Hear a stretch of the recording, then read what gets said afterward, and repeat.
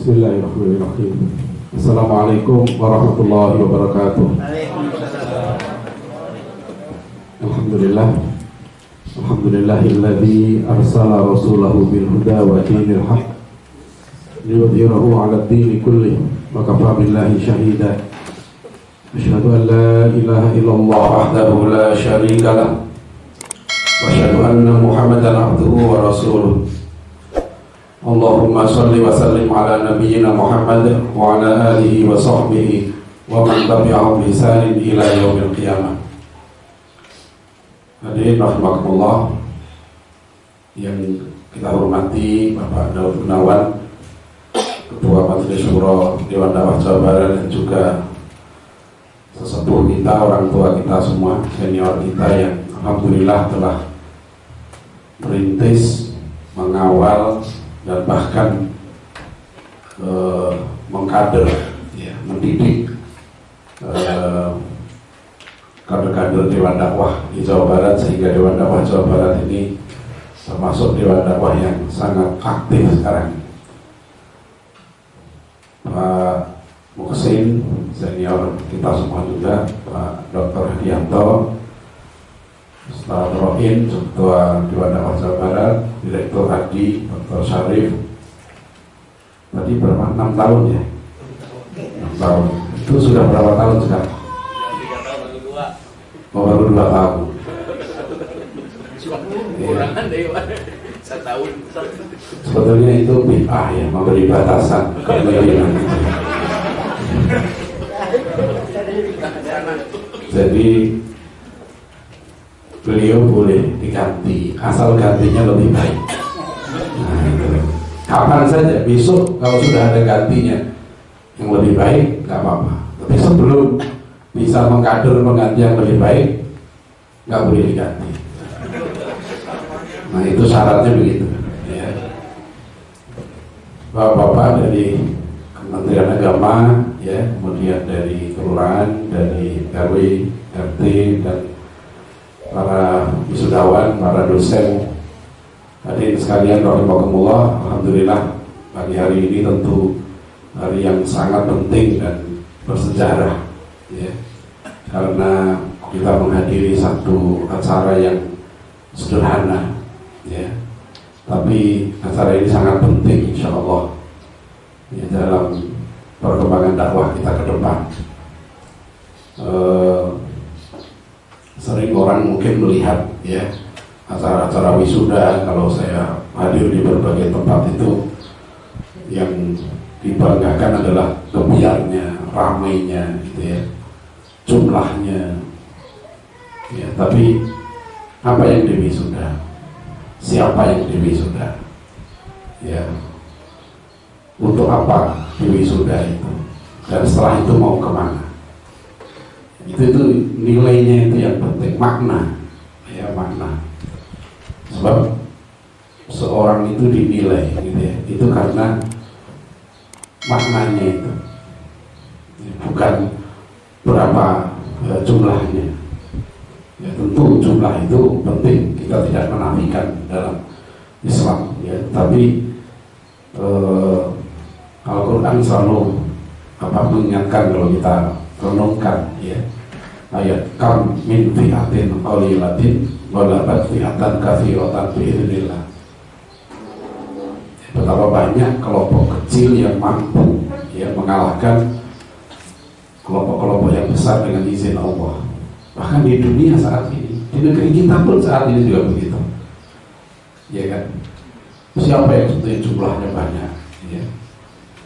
Kalau istilah Prof. Naqib Al-Atas itu di Istek dulu selalu beliau mengatakan, kami ingin mencetak singa, bukan mencetak babi. Ya, singa itu anaknya sedikit, babi anaknya banyak, tapi anak singa makan anak babi. Ya, biasanya begitu. Ya, saya soalnya belajar kedokteran hewan, jadi saya tahu betul bahwa belum pernah ada anak babi makan anak singa. Ya. Itu sudah diteliti, ya, hasil penelitian. Ya. Jadi nilai manusia itu di situ. Yang kedua, manusia itu dinilai dari apa fungsinya. Di mana-mana orang dinilai itu karena dia adalah perjuangannya. Bangsa mana saja yang tidak ada roh dakwah, ya, nggak ada jiwa perjuangan, itu akan kalah. Itulah yang ditulis oleh Syekh Syakib Arsalan dalam buku Limadha Ta'akhkharal Muslimun wa Limadha Taqaddama Ghairuhum. Mengapa umat yang lain maju? Mengapa bangsa yang lain maju? Mengapa umat Islam mundur? Ya, beliau memberikan contoh bagaimana bangsa Barat tidak menang. Kan beliau menjawab surat dari Syekh Bashiri Imran, Mufti Borneo waktu itu, menulis surat bertanya kepada Syekh Syakib Arsalan, limadha ta'akhkharal muslimun wa limadha taqaddama ghairuhum. Ya, dijawab oleh Syekh Syakib Arsalan yang beliau jadi buku terkenal di dunia Islam, diterbitkan di Indonesia tahun 50-an, ya, yang menerjemahkan pertama kalau tidak salah Ki Haji Munawar Khalil dari Semarang. Ya, limadha ta'akhkharal muslimun wa limadha taqaddama ghairuhum. Mengapa bangsa lain menang? Mengapa umat kita kalah? Mengapa umat kita mundur? Saya pasal menyebut salah satu, ya. Kenapa orang Yahudi menang? Kenapa Inggris menang? Kenapa Italia unggul? Karena jiwa pengorbanan mereka. Ya, dicontohkan oleh Syekh Arsalan, pemuda-pemuda Italia waktu itu kalau umur 20 tahun itu masih diam di kampungnya, malu mereka. Mereka datang ke pemerintah menawarkan dirinya untuk berjuang. Waktu itu berjuang mereka ya dikirim jadi tentara, mereka siap dikirim kemana saja. Ya. Bangsa Yahudi pengorbanannya luar biasa, dicontohkan di situ. Bangsa Inggris disiplin sekali. Kata saya sampai bangsa Inggris itu nggak mau beli barang kalau nggak di tokonya orang Inggris. Jadi itu yang ditanamkan, ya. Nah itu tidak banyak kan. Kita dijajah ratusan tahun itu kan, penjajahan pertama oleh perusahaan dagang namanya VOC, ya, oleh perusahaan yang gajah kita itu. Dan sekarang lihat saja siapa sebetulnya yang menguasai negeri kita ini. Ya, jadi kenapa mereka menang? Nah itu yang penting dalam sejarah selalu, ya. Makanya ini kebetulan anak saya ajak Bana tadi itu, Bana Thailand saya ajak lagi untuk saya tugaskan menulis beritanya karena dia baru selesai dari Mesir balik,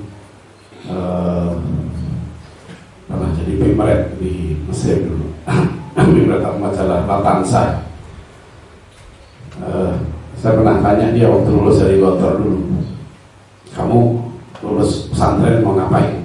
Ya, terus ada artikel saya terus dia bilang mau kuliah. Nah waktu itu saya bilang itu salah, lulus pesantren mau kuliah itu nggak ada rumus, ya.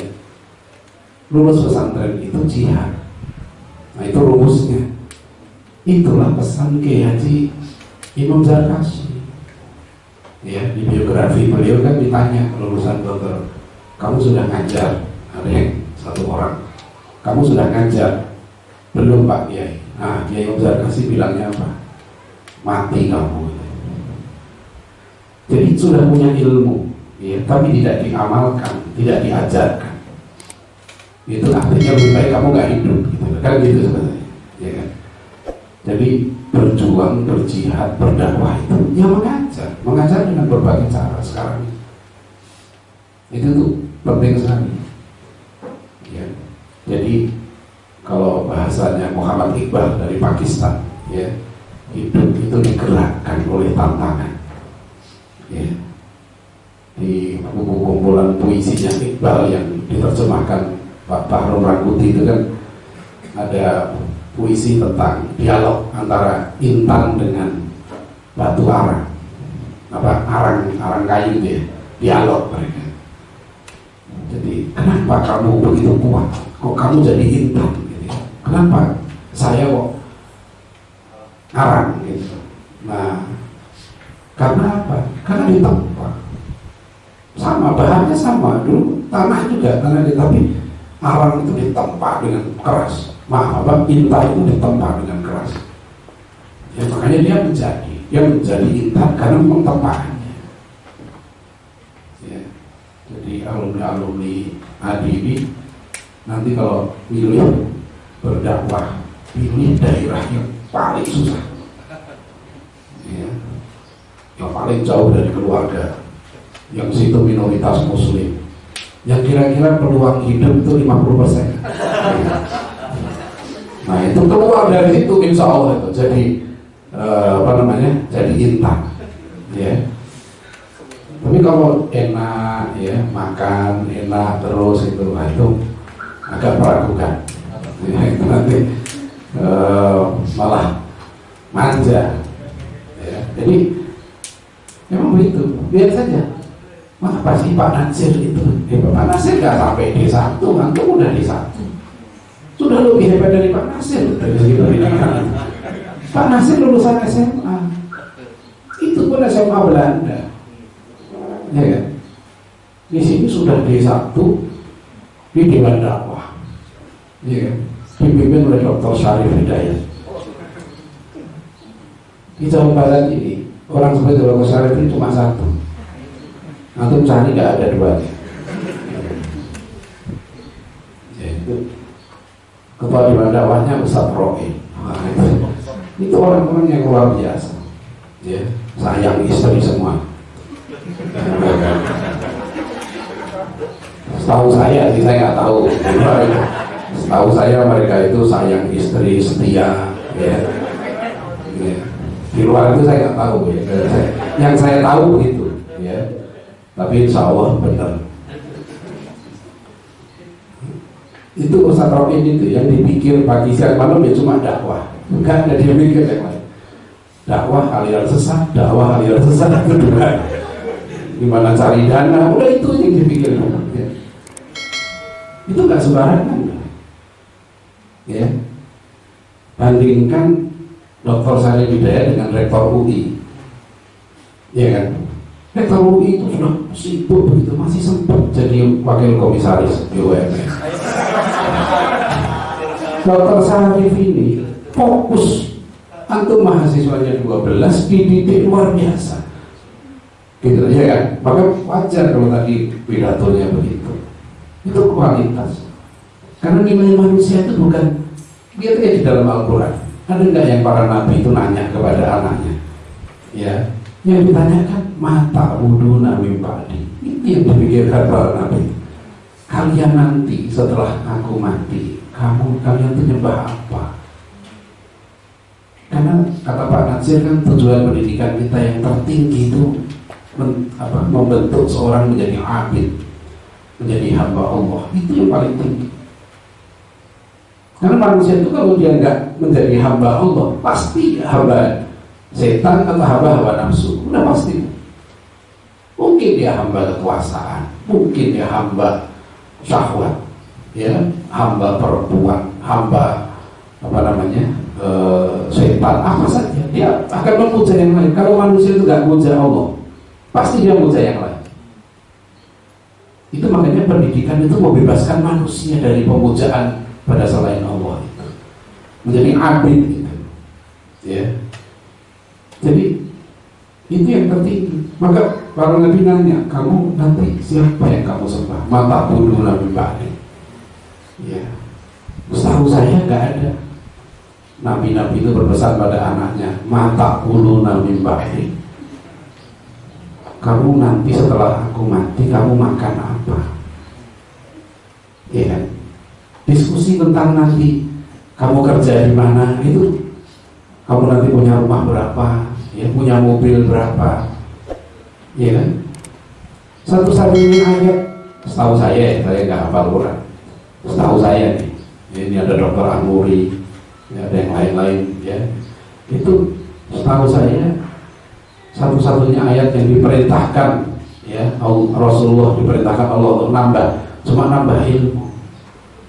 Wa qul rabbi zidni ilma. Nggak ada nambah yang lain.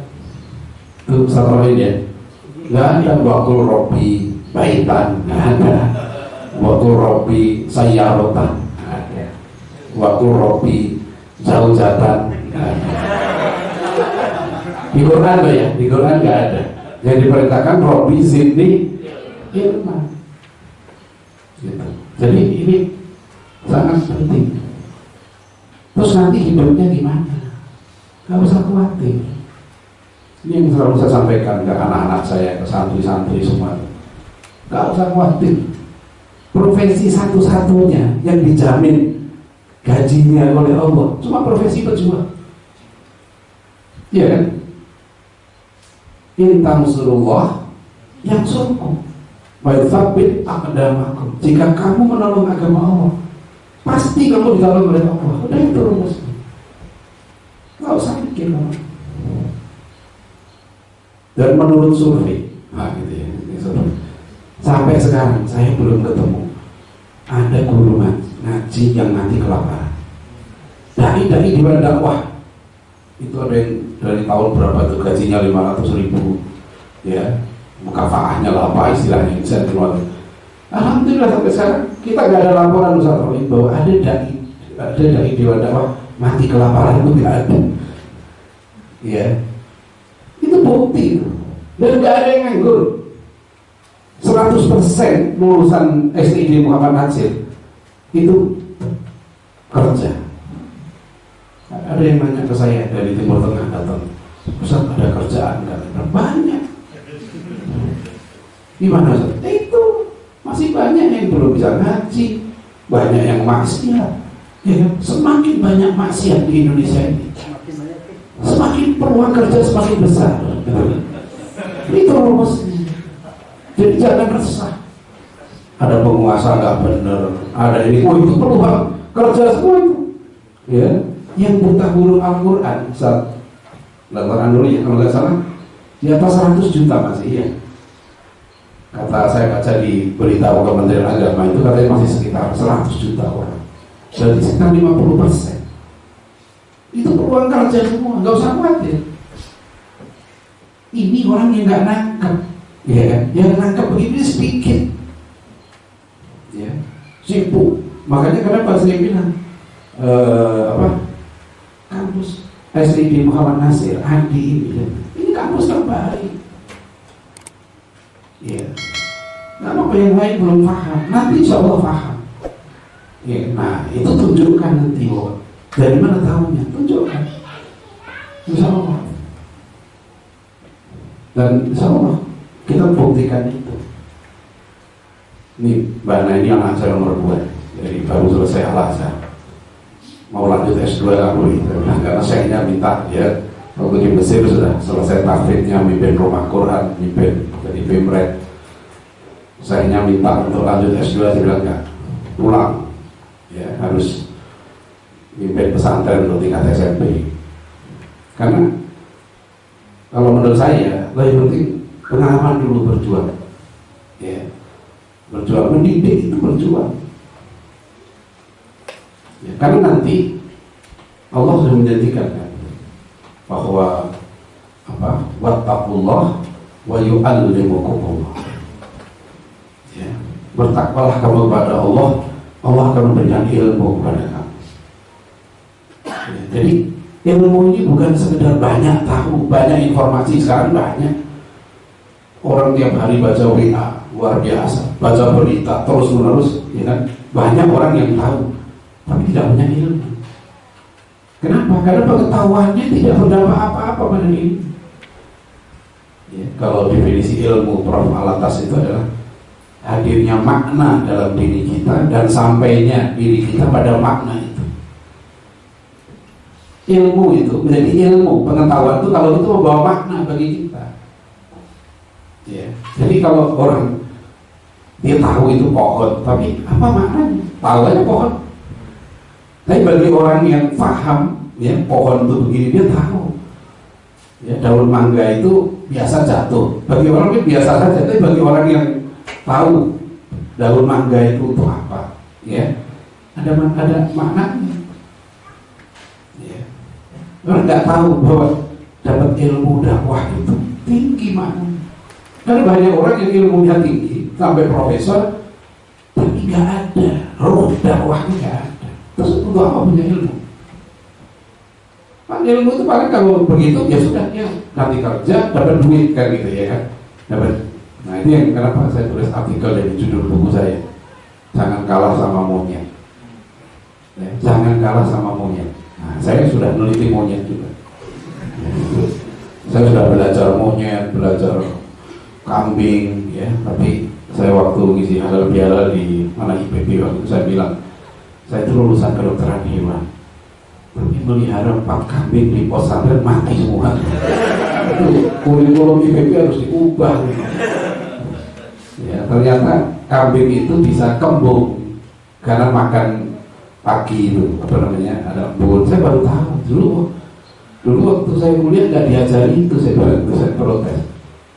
Ada yang nyeletuk waktu itu, ada bolos katanya. Nggak, itu gini kan, jadi maksudnya gini, monyet itu ya kuliah Anda buktikan ya. Apa namanya, itu dia bisa cari makan tanpa kuliah. Itu sudah hasil survei. Maka sering saya bilang kalau acara wisuda di mana saja kan, nah kalau Anda kuliah hanya supaya bisa cari makan, nggak monyet saja untuk bisa makan itu nggak perlu kuliah. Saya nggak mengatakan Anda lebih rendah dari monyet.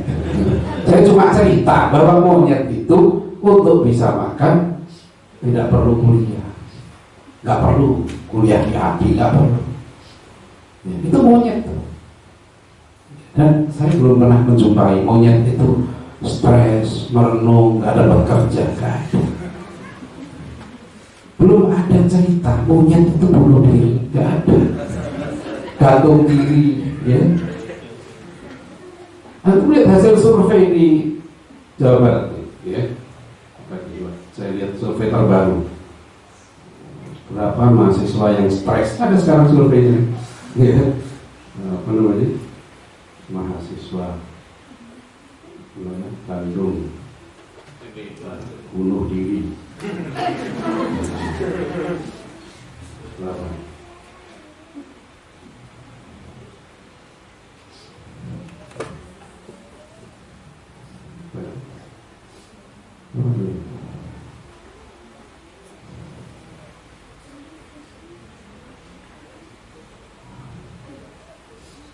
Dulu ada bertanya, saya cari masih ada. Mana? Tahun berapa ini? 2019. Ini berita Kompas. 20% mahasiswa di Bandung berpikir serius untuk bunuh diri. Di Bandung loh. Ini masuk Bandung nggak sih? Bandung Barat ya, enggak ada. Di Bandung kan ini masuk ya. 20% coba ya, mahasiswa di Bandung berpikir serius untuk bunuh diri. Ini kondisi perguruan tinggi. Ya, alhamdulillah nggak ada. Ada Ustaz Rohid, mahasiswa hati yang berpikir untuk bunuh diri. Nggak ada, kelihatan dia semua ceria, nggak ada yang stres, ya, optimis. Ya. Meskipun banyak masalah. Nggak apa-apa, tapi yang penting kan tidak stres, ya kan? Itu yang penting. Bahagia, apa yang mau dicari? Ya, tenang aja. Jadi pendidikan kita sekarang ini di seluruh dunia, bukan hanya di kita, itu melahirkan banyak kecemasan. Jadi kecemasan global, bukan hanya lokal. Kenapa? Karena universitas modern itu yang dikatakan Prof. Alatas sejak tahun 77 di Mekah, Konferensi Pendidikan Islam. Ya, modern university, universitas modern itu adalah satu bentuk contoh kezaliman. Ya, model kezaliman itu apa? Karena sebetulnya university itu kan maknanya gitu ya, itu menyeluruh, jami, makanya itu jamiah, kuliah kan gitu. Barat mengambil kata universitas itu dari bahasa Arab, diterjemahkan dalam bahasa Latin, universitatem, dialih ke bahasa Inggris jadi university. Itu dulunya namanya kuliah.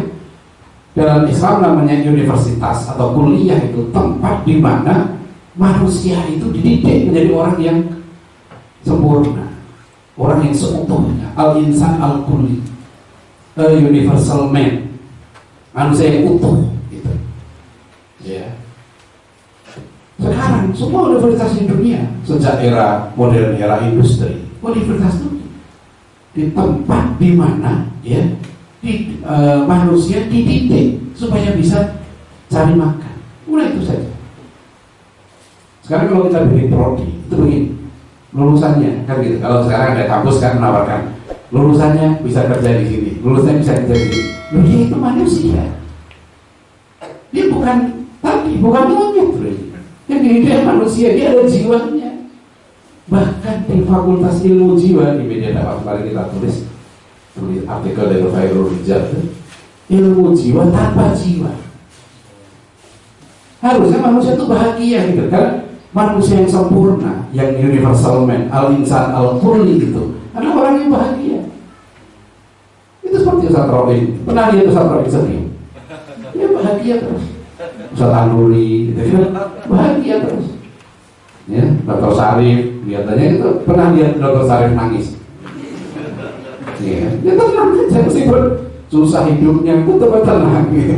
Dia yakin bahagia karena orang mukmin kata Rasulullah itu selalu bahagia. Dalam keadaan apapun orang mukmin kan Rasulullah itu kondisinya kan tenang. Kalau dia dapat nikmat bersyukur, kalau dapat musibah bersabar. Jadi jiwanya itu stabil. Itulah sebetulnya tujuan universitas, membentuk manusia yang bahagia, manusia yang utuh. Ya, jiwa raganya itu terbina. Nah, sekarang kita lihat kondisi mahasiswa internasional. Ini kita sekarang main gini. Ya, nih. Bagaimana hari ini? Nah,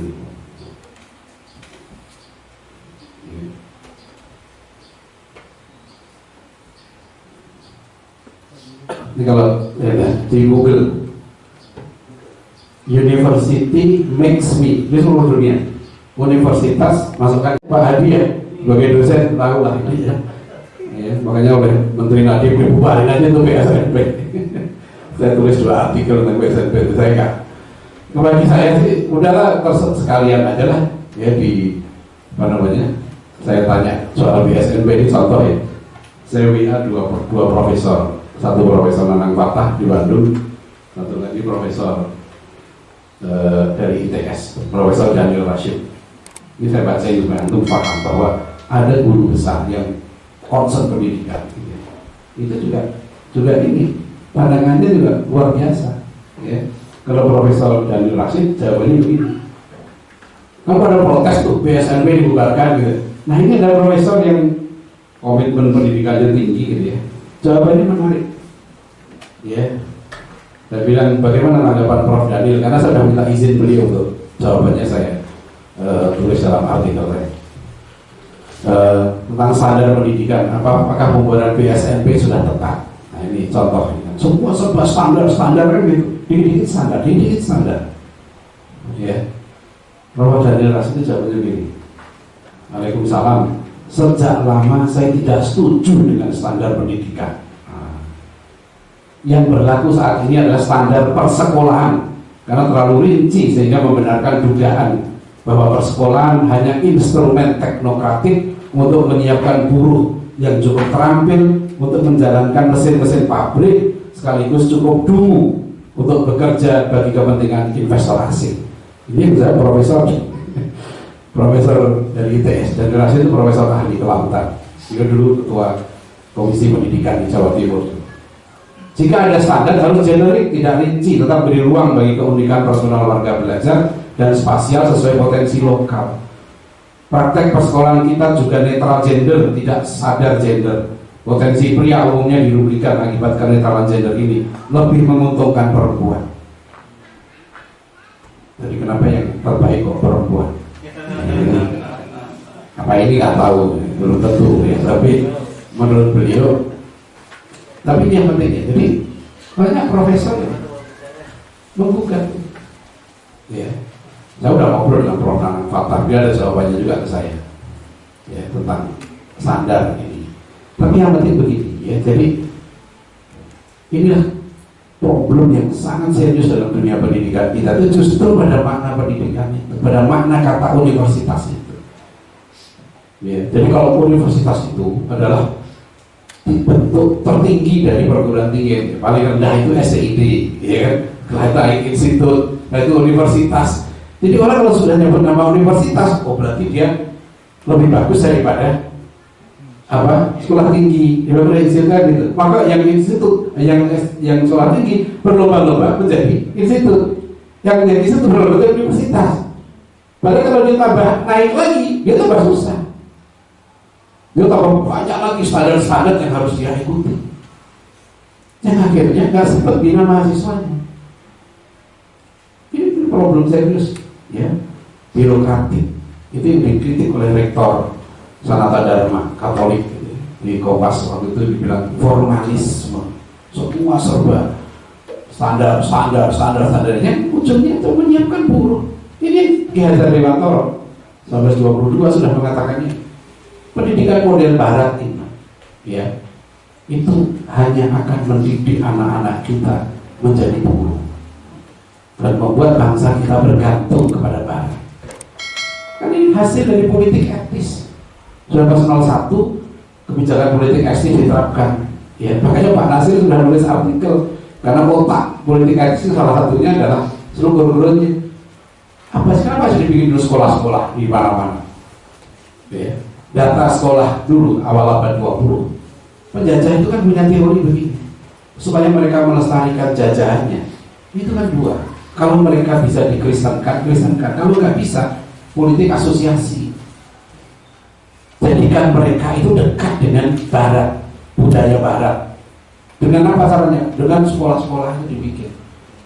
Tahun 1900 ada di bukunya Dr. Didi Latif, ya, pendidikan yang berkebudayaan itu ada data bagus gitu.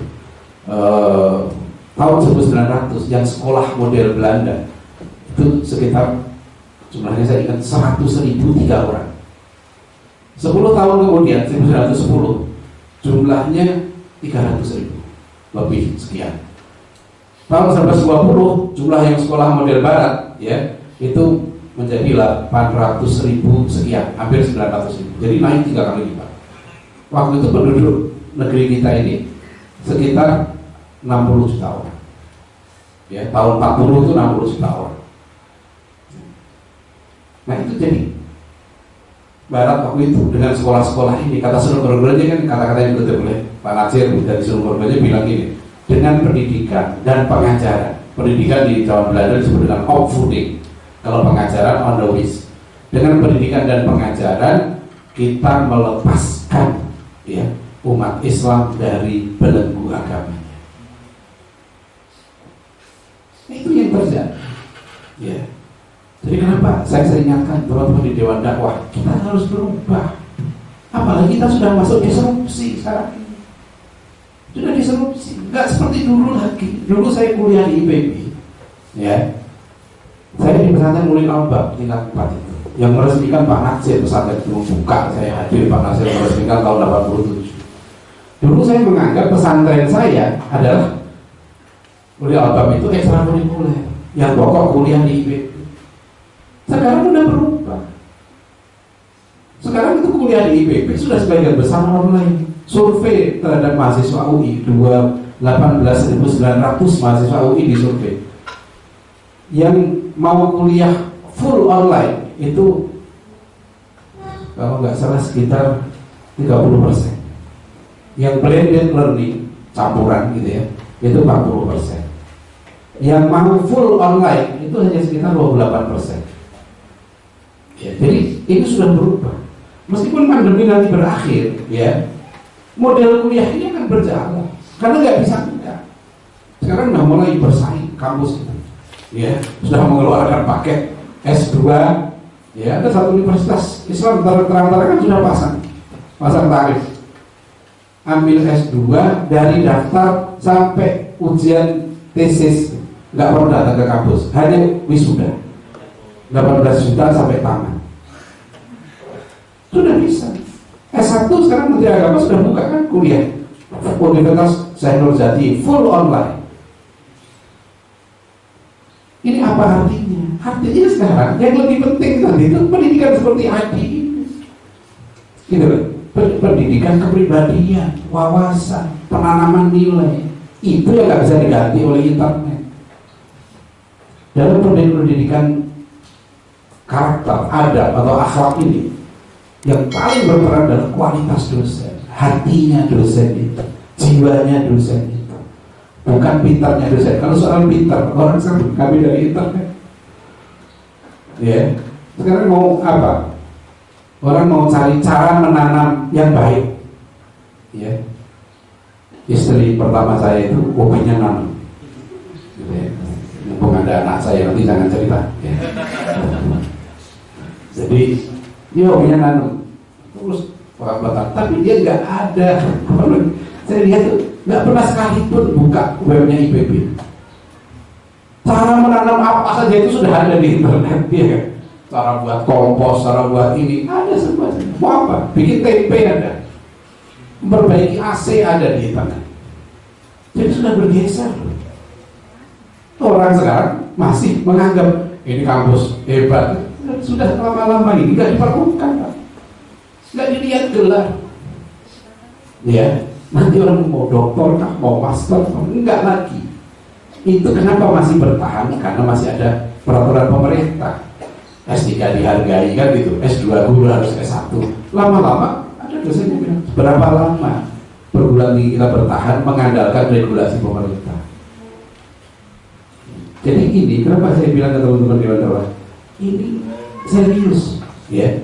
Adi STID Muhammad Nasir ini kampus terbaik. Makanya adiknya Bana nomor 5 saya suruh udah kuliah di STID Muhammad Nasir. Saya kampus. Kenapa? Karena di dosen-dosen di STID Muhammad Nasir itu ada rohnya. Ya. Ingat loh, dosen itu bisa mengubah cara berpikir.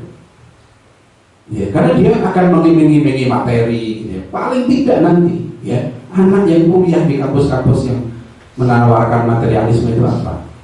Dia nggak ada cita-cita dari dai. Mungkin dia nggak sampai sesat, tapi lemes, loyo. Ya, artinya nggak ada ruhul dakwah, ruhul jihadnya nggak ada.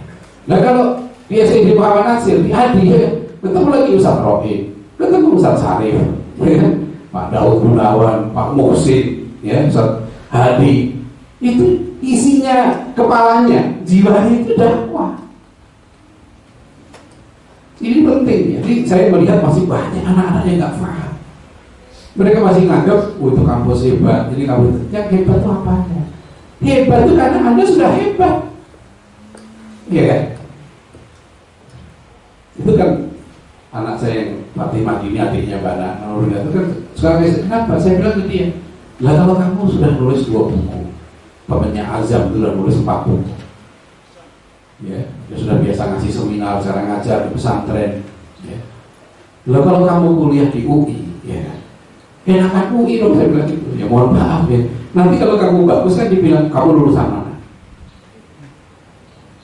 Saya itu 5 tahun mengajar di masa UI. UI bagus, saya tidak mau UI nggak bagus. UI bagus banget. Tapi STID Muhammad Nasir lebih bagus. Nah, gitu loh ya kan. Unpad bagus, ITB bagus, tapi ADI Jawa Barat lebih bagus. Kamu yakin gak? Kamu yakin tuh adik-adiknya masuk sini? Kualat kamu gak masuk ke ADI Jawa Barat. Jadi kalau masuk daftar dulu ke ADI. Ya, nanti kalau nggak diterima di ADI baru daftar ke Unpad. Ya kan, daftar ke ITB. Nah itu masalahnya. Mana mau kalahkan Israel? Kadang-kadang saya mati sampai ngomong gede. Wow, Taliban menang. Taliban itu gak kuliah di mana coba? Ya tadi lihat pendidikan orang Taliban, di mana kuliahnya? Kenapa mereka begitu? Karena mereka yakin. Kenapa Pak Nasir gak mau kuliah ke Jakarta? Gak mau kuliah ke Belanda? Dikasih beasiswa, saya aja heran gurunya waktu itu. Saya minta maaf nih, habis ini saya harus balik ke Surabaya. 1:30 saya ada acara, jam 11. Jadi nanti setelah ini Pak Nasir nggak mau, kenapa? Pak Nasir itu unik sekali. Sampai sekarang Pak Muksin ya Pak Daud, saya belum dapat apa alasan sebenarnya Pak Nasir nggak mau melanjutkan kuliah. Karena Hasan aja heran dia dengan keputusan waktu itu aneh. Orang dapat kuliah ya kan di sekolah tinggi hukum, sekolah ini kok nggak mau diambil. Dan kata Mas yang paling berat dia harus meyakinkan orang tuanya. Jadi dulu ya orang kita itu ijazah Belanda itu bangga kuliah di kampus Belanda juga. Sama kayak orang sekarang ya ngomongnya kita dakwah Islam anti sekuler menentang itu. Anaknya dia kuliahkan di kampus sekuler. Bangga juga kuliah di kampus sekuler. Nggak bangga kuliah di Dewan Dakwah. Ya. Saya nggak tahu itu kena ayat 5 takurun nama tafalun nggak gitu ya, nggak tahu. Ya, itu silahkan ditafsirkan sendiri. Tapi ini kapan lagi kalau kita mau? Ya, saya bilang sama ini barusan saudara Gozi, anaknya Ustadz Husain Garut kan, basis. Saya bilang, atau kuliah, mau kuliah ke Madinah, dia pintar.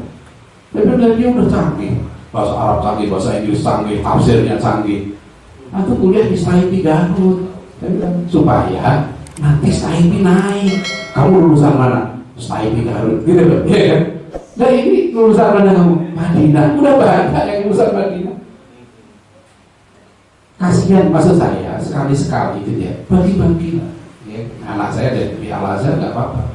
Tapi jangan cuma ke sana. Saya bilang kamu di sini karena saya bilang ke mereka, kamu harus nolong supaya perguruan tinggi Islam ini naik loh. Ya, nanti mereka akan melihat kualitasnya. Ya, saya ingat betul ya, Dr. Samsudin Arif setelah lulus dari ISTEC. Waktu itu beliau dokter di ISTEC, terus beliau itu daftar ke Jerman, ke Frankfurt, apa namanya, di Oriental Study, ya, studi Orientalisme di situ dengan karena Profesor Hans Daiber mau terima Dr. Samsudin Arif. Profesor Muhammad Nur nanya, saudara nanti kalau lulus dari Frankfurt dengan ISTEC, kalau saudara ditanya, saudara lulusan mana? Dr. Samsudin mungkin saya pikir itu juga akhirnya beliau nggak selesaikan doktornya di Frankfurt. Anda lebih bangga lulusan Jerman atau lulusan ISTEC? Dulu Pak Alatas itu begitu mana? Anda bangga lulusan mana? Gitu ya. Jadi nanti kalau ditanya, meskipun nanti setelah ini ada kuliah, ya kemana? Ditanya lulusan mana? Ada jawaban. Siapa direkturnya? Dr. Syarif. Berapa istri Dr. Syarif? 1. Sampai hari ini. Ya, itu harus jelas. Nanti saya kasih soal ya, yang bisa jawab. Saya kasih 2 buku, saya buat 2 buku, ya, 2 buku saya, wisudawan. Ya, pertanyaan saya sederhana. Berapa jumlah istri Dr. Syarif? Siapa namanya? Berapa jumlah anaknya? Terus namanya siapa saja? Nah, yang bisa jawab saya kasih 2 buku. Sudah saya bocorkan soalnya. Ya. Jadi begitu ya. Jadi ini universitas sekalian. Bukan, tapi jangan merendahkan. Terus kalau saya nggak suka dengan kamu semua, enggak, saya enggak. Sekarang ini tantangan kita adalah kita yakin nggak dengan yang kita buat, ya kan? Bahwa menjadi dai itu mulia. Ayatnya juga kita hafal semua. Wa man ahsanu qawlan mimman da'a ila Allahi wa amila shalihan wa qala innani minal muslimin. Jelas kan ayatnya? Ini ayat Dewan Dakwah ya. Ya, bapak aktif mana bapak ahsanu qaulan mimman da'a ila Allahi wa amila shalihan gitu ya. Masalahnya yakin nggak jadi dai itu? Ya, memang mulia. Gitu. Jadi ini penting untuk kalau kita nggak yakin, Pak Nasir yakin luar biasa. Nggak mau kuliah ke Belanda, nggak boleh. Beliau apa yang beliau pilih? Jadi guru SMP di Mulu nggak dibayar coba. Padahal kalau beliau mau jadi pegawai pemerintah saja waktu itu gajinya itu 130 sampai 150 gulden. Harga beras ketika itu 0,05 sen per kilo. Kalau harga beras 10.000 per kilo sekarang, gaji Pak Nasir waktu itu lulus SMA Belanda di Bandung itu gajinya sekitar 13 sampai 15 juta per bulan. gaji direktur AGI berapa? Nah, sabarin ya. Dulu Pak Natsir lulusan SMA gajinya segitu, 13 juta. Lah gaji direktur ADI berapa? Gaji direktur ADI harus lebih tinggi daripada gajinya rektor ITB.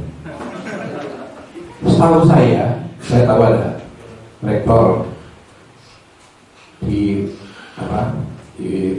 pekan swasta ya. Itu rata-rata gajinya sekarang sudah di atas 20 juta per bulan. Gaji rektor STID saya tanya berapa gajinya? 3 juta. Ya, nggak tahu udah naik belum ya? Nanti maklum sendiri ya, nanti dinaikkan sendiri. Loh iya, harus berani. Gaji rektor STID Muhammad Natsir insya Allah tahun depan kita naikkan dari 3 juta ke 10 juta minimal. Ya. Jadi yang 3 juta dibayar di dunia, yang 7 juta dibayar di akhirat. Loh yang penting kan 10 juta.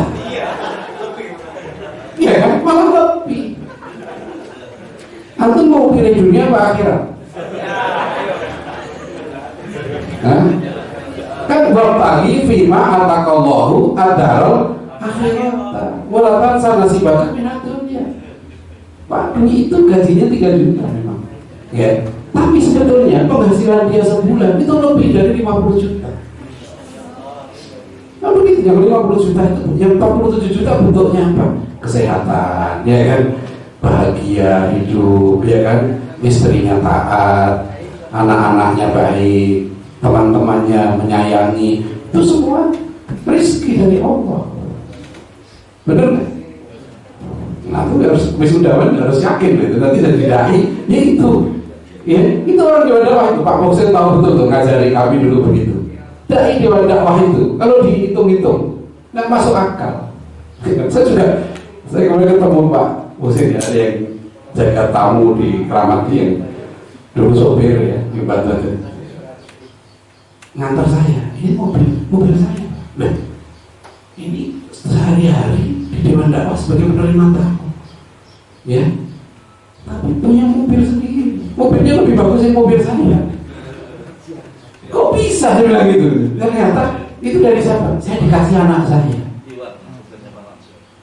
Itu Pak. Jadi itu rahasia Allah sudah. Pokoknya Allah itu sudah janji. Intang surah yang surku. Jika kamu menolong agama, pasti kamu ditolong oleh Allah. Tapi resepnya ingat, Pak Natsir itu ya, saya lebih memilih berjuang langsung di tengah umat. Karena jawaban Pak Natsir, karena umat kasihan, banyak anak-anak ini gak dapat pelajaran agama di sekolah-sekolah ini. Beliau menyediakan diri untuk jadi guru agama tanpa dibayar.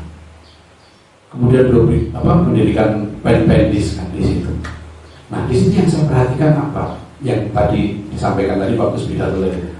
Pak Natsir itu nggak berhenti nyari ilmu, itu yang luar biasa. Beliau berguru langsung dengan Hasan, berguru langsung dengan Syekh Sulkati, berguru langsung dengan Haji Agus Salim. Ya, ini yang nanti mengapa beliau menjadi pemimpin, ya, karena beliau rajin berguru, ya, terus berguru dakwah. Itu harus terus silaturahim, di mana ada tokoh dakwah silaturahim terus ya ikut. Dulu kerjaan kita seperti itu. Saya dari tahun 84 hari pertama saya datang ke Bogor kuliah di IPB. Saya ingat hari Sabtu, hari Ahad subuh saya udah ngaji sama Ustaz Didik dari tahun 84 sampai sekarang. Ya, Pak ke rumah Pak Kiai Soleh Iskandar, Pak Hardi Arifin itu udah dari tahun 84. Sampai sekarang masih bersama. Kita silaturahim ke rumah tokoh-tokoh kita. Dari situ tuh kita dapat roh, semangat yang terus ditanamkan kepada kita semua. Nah inilah alhamdulillah kelihatan, ya, Dewan Dakwah terus, ya, mengalir terus. Ada pewarisan nilai di situ. Ya. Itulah sebetulnya pendidikan. Jadi Pak Natsir itu meskipun tidak kuliah di perguruan tinggi, tapi dia mendapatkan pendidikan tinggi yang terbaik. Banyak orang yang kuliah di perguruan tinggi, mungkin sampai doktor, tapi enggak mengalami pendidikan tinggi. Dia kuliah di perguruan tinggi, tapi tidak berpendidikan tinggi. Ya, dia pendidikannya rendah. Hanya sekedar bagaimana dapat gelar, kemudian bisa cari makan dengan gelarnya itu. Karena hakikat manusia bukan itu. Hakikat manusia itu kan seperti yang penyair Mesir itu, innal hayata aqidatun wa jihadun. Hakikat hidup itu dua, menguatkan, mempertahankan akidah dan berjuang. Ya, itu sebetulnya hakikat hidup. Soal rezeki, ya sudah serius saja, tekuni, ngajar ngaji misalnya. Anda nanti terjun ke masyarakat, Anda dapat murid dua orang itu didik, ya, tiga orang gitu. Nah, Ustaz Anuri itu, Dr. Anuri itu beliau ahli Al-Quran itu. Sudah begitu, terus ditekuni gitu. Insya Allah nanti Allah berikan jalan. Ya, kita lihat tokoh-tokoh kita dulu begitu luar biasa keberaniannya, ya, kesabarannya. Jadi betul tadi, makanya ini bukan akhir mencari ilmu. Thalabul ilmi harus lebih kuat lagi. Dan pendidikan formal ini juga, ini yang salah ya sekarang. Pendidikan dimaknai dengan sekolah, dimaknai dengan kuliah. Enggak, pendidikan itu proses penanaman nilai-nilai kebaikan. Itu yang paling utama. Di mana saja, ya, itu ada pendidikan. Nah, itulah yang Rasulullah SAW. Kenapa beliau katakan khairun nas qarni, sebaik-baik manusia itu zamanku. Sahabat Nabi itu disebut oleh Rasulullah sebaik-baik manusia. Apa yang membedakan mereka dengan kita? Sama, spesiesnya sama dengan kita. Sahabat Nabi itu jantung kita sama, ada 4 ruangan, ya, ototnya sama, sarafnya sama, otaknya sama, tulangnya sama. Mengapa mereka dikatakan manusia-manusia terbaik? Karena pendidikannya. Apa mereka sekolah, kuliah? Enggak. Kenapa mereka menjalani proses pendidikan terbaik? Karena mereka langsung dididik oleh guru terbaik. Yang kedua, mereka menjalani kurikulum pendidikan terbaik, yaitu kurikulum wahyu. Itu. Dan mereka mengalami proses ujian terbaik, bukan ujian di atas kertas. Ya, nggak ada waktu sahabat Nabi dapat gelar cum laude, ya, wisudawan terbaik, nggak ada. Nggak tahu diminta apa enggak ini. Nah, pokoknya nggak ada waktu itu ya. Tapi ini kan nggak melanggar, ya. Nah, nggak ada. Tapi kenapa mereka menjadi? Karena mereka telah menjalani proses pendidikan terbaik. Ujiannya bukan hanya jawab soal ujian, mereka menjawab soal-soal kehidupan. Ammar bin Yasir itu kan menjadi ujian yang sangat berat, menjauh keiman. Bilal bin Rabah, Uthman bin Affan harus pergi ke Habsyah, sama-sama Nabi terusir dari negerinya, ya kan? Puncak ujian mereka, ya, sebelum hijrah itu kan Isra Mi'raj, ujian intelektual, ujian pemikiran, ujian iman. Itu berat itu Isra Mi'raj, ya. Diuji harus iman bahwa Nabi Muhammad itu dalam satu malam pergi dari Mekah ke Yerusalem terus ke Sidratul Muntaha. Itu berat banget waktu itu, dicaci maki, dia oleh Abu Jahal, Abu Lahab, kan, oleh orang kafir itu pada menertawakan. Nah, puncaknya lagi apa? Hijrah. Mereka di situ harus meninggalkan istrinya, anaknya, bapaknya, bapak meninggalkan anaknya, meninggalkan keluarganya, meninggalkan hartanya. Makanya masuk ke Madinah itu gak banyak. Ya kan, waktu perang Badar aja berapa? 300-an. Ya, pasukannya itu. Tapi itu bukan orang sembarangan. 15 tahun setelah hijrah. Hijrah itu 622, 636 Masehi. Umat Islam sudah mengalahkan Romawi. Gak lama, hanya 15 tahun. Hijrah sudah menaklukkan Romawi dan membangun 78 tahun kemudian menaklukkan Eropa. Ini proses pendidikan terbaik. Nah, ini hakikat pendidikan itu di situ. Jadi jangan terjebak dengan formalisme, jangan terjebak dengan simbol-simbol, ya, dengan jumlah massa. Enggak. Hakikatnya apa pendidikan itu? Membentuk manusia terbaik. manusia yang beriman, bertakwa, berakhlak mulia. Ya, manusia yang berjuang, manusia mujahid, itu hakikatnya. Ya, ini yang, nah ruh ini ya, ruh perjuangan ini yang harus terus dijaga. Ya, dan terakhir saya ingin menyampaikan pesan, tantangan, godaan berat. Ingat ya, berat tuh. Menjaga istiqomah di zaman sekarang tidak mudah. Godaan materialisme, godaan orang yang mencaci maki, ya, meledek, merendahkan, itu jangan mudah terpancing. Ingat Al-Maidah 54. Ya, ciri generasi unggul itu apa? Yuhibbuhum wa yuhibbuna. Allah cinta pada mereka, mereka cinta pada Allah. Kedua, adzillatin 'alal mu'minin. Jangan dengki sama mukmin, jangan berpecah belah. Mereka saudara kita harus sabar. Ya, meskipun berbeda pendapat dengan teman ini harus sabar sama mukmin. Selama dia mukmin, adzillatin 'alal mu'min.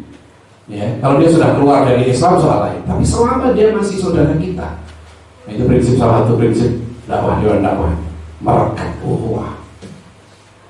Adzillatin 'alal mu'minin. Tapi yang ketiga ini, a'izzatin 'alal kafirin. Gak mau kalah sama orang kafir. Ya. Nah, saya usul seteroin kan, salah satunya kan fisiknya. Lulusan ADI ke depan ini harus diadu. Kalau Al-Anfal 65 itu 1:10 baru lulus ADI. Tapi kalau selemah-lemahnya, ya kan, wafikum dhofah ya sekarang ya, berarti kamu ada kelemahan 2 minimal. Nah, lulusan ADI Jawa Barat nanti minimal mengalahkan 2 orang. Itu kalau ikut Al-Quran, ya kan, Al-Quran itu harus diamalkan, bukan dibaca doang. Ya, jadi itu standarnya di situ. A'izzatin 'alal kafirin, nggak boleh kalah. Izzah itu bangga. Izzah itu kan berawal dari kebanggaan. Ini yang saya sering sampaikan di mana-mana kan. Ingat kata-kata Muhammad Asad, ya, Leopold Weiss, Yahudi yang masuk Islam itu. Dia nulis buku Islam at the Crossroads.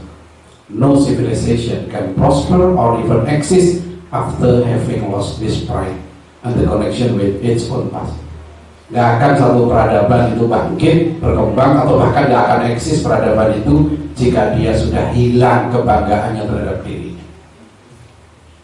Yang kedua, dia terputus dari sejarah. Atau harus sejarah dengan Pak Ustadz Nurdin, sejarah dengan Pak Daud Gunawan, itu gak boleh putus. Sampai Pak Natsir, terus ya, sama ulama-ulama kita, para pejuang di sini, gak boleh putus. Itu kan ke sejarah itu. Sejarah kita itu sejarah ujungnya nanti ke Rasulullah SAW. Yang Pak dalam buku Fiqh Dakwah apa? Serah terima itu. Dia apa? Khutbatul wada, timbang terima dakwah, itu ke sana. Itu gak boleh putus tuh. Kalau itu diputus, udah dibelokkan jadi sejarah monyet. Asal usul manusia Indonesia dari hominid, bangsa kera. Nah, kera emang tujuannya apa? Cari makan. Teorinya survival of the fittest. Hidup untuk bertahan supaya bisa cari makan. Memang itu teorinya. Itu diputus, berarti loh, kurikulum ini untuk putus kesejarahan kita. Ya, jadi ini kita nggak boleh a'izzatin 'alal kafirin. Nggak ada rendah diri dengan orang kafir. Ya, kita harus semangat lebih baik. Kuntum khairan ummatin ukhrijat linnas ta'muruna bil ma'ruf wa tanhauna 'anil munkar. Nah, itu kader dakwah itu di situ. A'izzatin 'alal kafirin. Nah, berikutnya yujahiduna fi sabilillah. Gak pernah berhenti berjuang di jalan Allah. Nah, terus yang terakhir apa? Wala yakhafuna laumata laim. Gak takut dengan cara suka mencela. Ingat, yang paling sekarang banyak melemahkan aktivis dakwah itu celaan, gak tahan dia. Ya, minder gitu kan, caci maki. Ya, kamu lulus ADI apa? Nanti kerja di mana? Jadi apa? Bilang jadi orang. Gak usah ragu-ragu. Ya, jadi ini a'izzatin 'alal kafirin. Yujahiduna fi sabilillah wala yakhafuna laumata laim. Jadi di situ semangat harus terus. Dan untuk menjaga ini, ya, ini saran saya itu ya, pilihlah lingkungan yang baik, teman yang baik, teman di medsos, teman yang nyata, harus pilih. Jadi ada sekarang riskan, pergaulan itu sangat riskan.